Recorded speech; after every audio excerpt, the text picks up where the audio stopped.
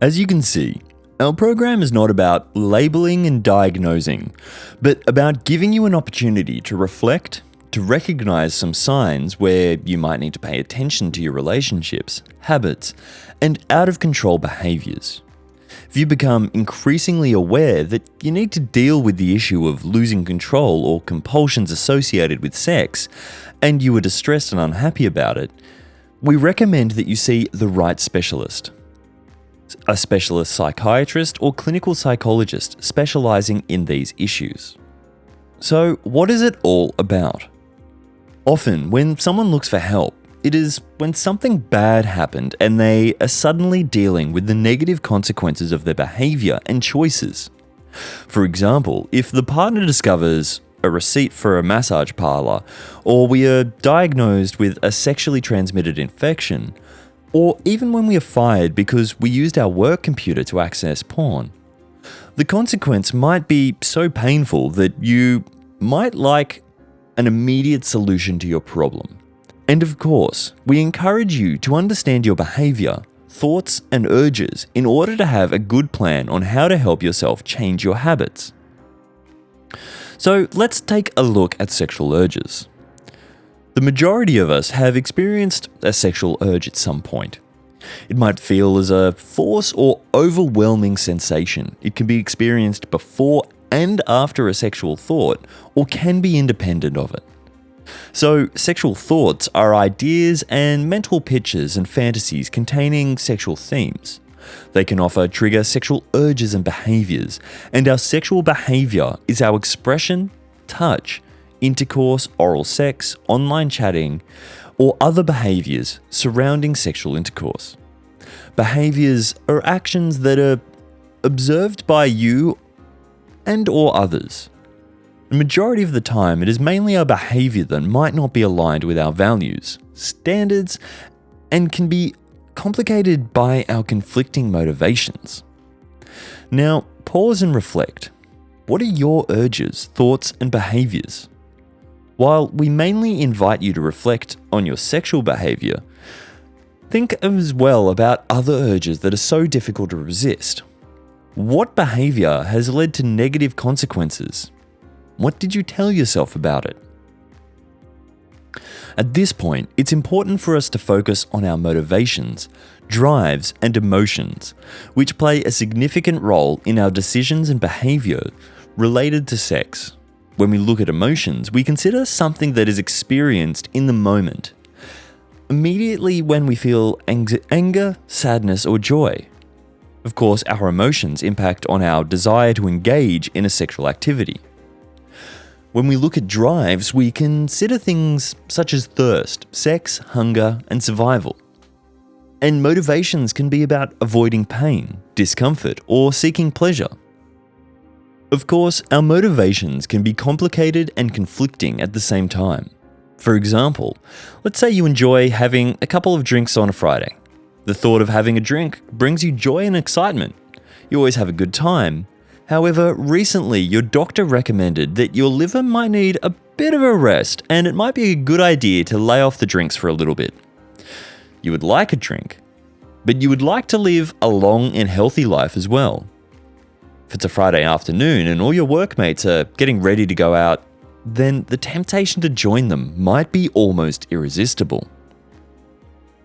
You know you shouldn't be drinking, but saying no is so hard as you will not have the immediate negative consequences for your behavior. And it might be a while between this Friday and when your liver will struggle to support you. So what we need to remember is that knowing that something is not good for you, or not good for you at a certain frequency or intensity, doesn't stop you from doing it. So you might want to have unprotected sex with a stranger, and you value staying healthy at the same time. You might have sex with your wife's best friend, but you want to respect the boundaries of your monogamous relationship.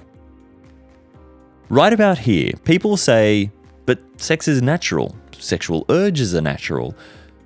Yes, but we also have an urge to eat and drink, and we still have the capacity to regulate how much and when to drink and eat. You will not drink beer at 8 a.m., before going to work, or you'll not only eat burgers or cake, especially if something is out of balance and you might have troubles with exercising. It affects your fitness level, or there is a risk for diabetes and high cholesterol development. As much as you like and enjoy something, there is always an ability to learn to regulate. You might say spontaneous sex is the best, and of course the thrill and excitement can be great. Regulating is not about killing the excitement of spontaneity. It is about you feeling good about the short-term and long-term consequences. About you enjoying your life, your behavior, and choices, and it's aligned with your standards, agreements, and boundaries. In a book, Men and Sex, the author makes a point of addressing our lack of evaluating and recognizing our true needs. For example, he has described one night he was on his way home and he felt sexually aroused and felt like having sex. And a moment later, he described actually feeling a desire to be cared for. Maybe for a loving partner to cook him a meal and tuck him in and to be nurtured and loved. Is it possible that you might confuse your needs sometimes? What do you need when you are angry or disappointed or hurt or stressed? Now, pause and reflect again on your drive, emotions, and motivations. Are there any conflicting motivations that you might experience? What makes it difficult for you to make the decision that is right and good for you? What are your actual needs? Do you over-rely and mainly have sex instead of exploring other ways of meeting your needs, such as being nurtured and cared for? What about your emotions? What do you experience in the moment, just before and after you had sex? Pause this recording and reflect on your experiences. So, while we want something really badly, how do we learn to self-regulate? How do we learn to be in control of our behavior? We need to understand 4 factors which might make it a bit hard for us to self-regulate. Proximity. We might experience strong psychological reactions when we are in a close proximity to the object or person of desire.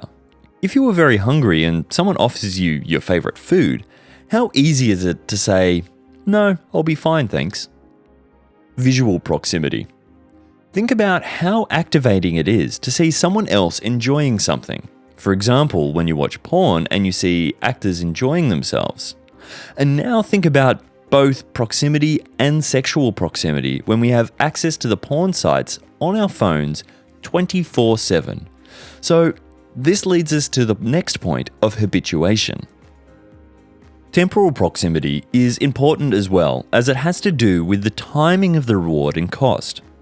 For example, if a reward is further removed and the cost is something that is high, we need to work on our motivation. For example, if you want to get a degree and you work hard for the 3 to 4 years prior to getting your reward, it might be hard at times. In a case of sexual pleasures, the reward can often be immediate and cost delayed, so it is easier for us to engage in a sexual activity and choose to deal with the consequences later. And lastly, habituation. If we are mindless in our pursuit for pornography and desire for more images, more extreme themes, then sometimes people struggle with judging the material they watch while finding it sexually exciting at the same time. When we talk about our tendency to watch porn, we often find that our desire for novelty might increase over time. Previous research showed that for many people, novelty was associated with the most pleasurable sexual experiences. So, what do we do with all this information? Let's start with our self-regulation. Our ability to alter our behavior in response to being triggered, encountering sexual stimuli. The next 4 components are important when we talk on our self-regulations. Number 1, standards. Effective self-regulation requires a clear and well-defined standard. 2, monitoring. We need to focus on our capacity to compare the behavior against our standards and expectations. It does include thinking about the future and how you will feel in the future. 3. Willpower. This refers to our ability to restrict or redirect our behavior from the immediate wants in order to align ourselves with our standards. The good thing about willpower is that it can be strengthened, even by making your life a bit easier by removing some of the visual proximity, refocusing on your relationship goals, eliminating drugs and alcohol or reducing it, and managing stress better, as well as other things. And our motivation. If we don't feel motivated to change, we just simply won't change. And now reflect on your own standards. Are you clear about your own standards, or are you able to monitor them well? Do you struggle with willpower, and how do you need to help yourself? Maybe at the beginning, avoidance of triggers might be good for you until you were clear about your emotions and feelings, drives, standards, motivations, and sexual behaviors. Remember that in our core program, we have a bonus lecture on emotional regulation and how to help yourself change habits effectively. Alright, it was great to have you with us for this part of the course.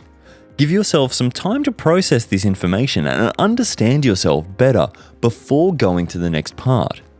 The next part of the program is focused on important aspects of great sex, connection, choice, and communication. In this part of the program, you have learned about sexual urges, thoughts, and behaviors, emotions, drives, and motivations that you've reflected on with your behaviors, thoughts and motivations, and choices, and have even learnt about self-regulation as well. Good work, and see you in the next one.